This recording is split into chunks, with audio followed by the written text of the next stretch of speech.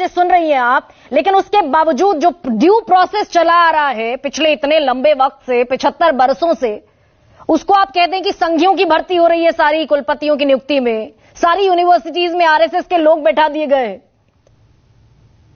देखिए, मेरा इसमें एक चीज तो ये कहनी है, जैसे आपने खुद कहा कि ये ट्वीट 5 महीने पुराना है। 5 महीने पुराने ट्वीट पे तीसरे चरण, चुनाव के तीसरे चरण से जस्ट पहले इस तरह का लेटर आना अपने आप में एक राजनीतिक संदेश साफ साफ दिखाता है। दूसरी बात, आपने ये कहा किसी संगठन विशेष से जुड़े होने की वजह से ये नहीं कहा जा सकता कि कोई मेरिट नहीं है उसमें। ये बात सही है कि किसी संगठन विशेष से जुड़े होने के कारण आप उसकी मेरिट पे सवाल नहीं कर सकते, पर सिर्फ एक ही संगठन के लोग ही मेरिट वाले होते हैं, ये अगर है तो सवाल किया जा सकता है। आपने हेडलाइंस की बात की, मैंने भी ढेरों हेडलाइंस लिखी हुई हैं जिसमें साफ साफ ये बता रहे हैं कि फला आरएसएस के व्यक्ति का वीसी में चयन हुआ, फलाने आरएसएस के व्यक्ति का वीसी में चयन हुआ।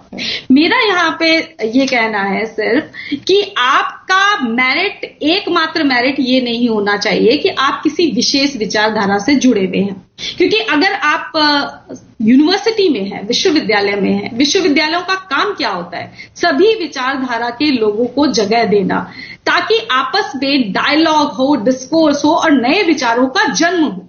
अगर आप पूरे विश्व के इतिहास को उठा करके देख लें तो विश्वविद्यालयों में ऐसा होता रहा है।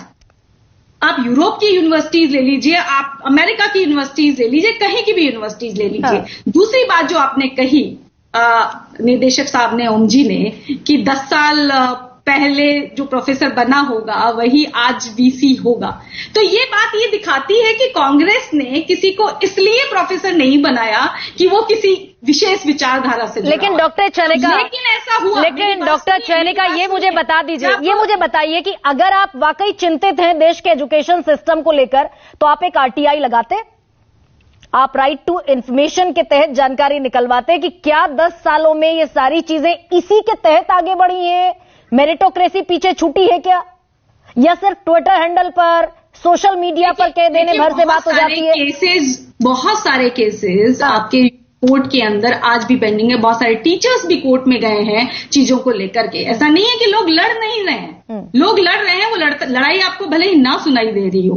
दूसरी चीज मैं ये कहूंगी कि दिल्ली विश्वविद्यालय के चयन पे बात हुई थी, तो मैं ये नहीं कहती कि आप किसी विशेष विचारधारा से जुड़े हुए हैं तो इसलिए आप उसको असिस्टेंट प्रोफेसर नहीं बना सकते, पर कोई बंदा जो 10-15 साल से पढ़ा रहा है और उसको सिर्फ इसलिए हटा दिया जाए कि क्योंकि वो किसी और विचारधारा से जुड़ा हुआ है, तो ये भी तो अपने आप में एक सवाल खड़ा करता है कि तो आपको निकलवाना था। आप डॉक्टर चयनिका, आप आंकड़ा निकलवाइए, आप राइट टू इंफॉर्मेशन के तहत इंफॉर्मेशन सीख कीजिए। तो यूनिवर्सिटी का एक फेसबुक हैंडल है, दिल्ली यूनिवर्सिटी टीचर्स, उसमें कई लोगों ने आंकड़े निकाल करके डाले हैं कि कितने सालों से पढ़ा रहे लोग सिस्टम से बाहर हो गए। ठीक है।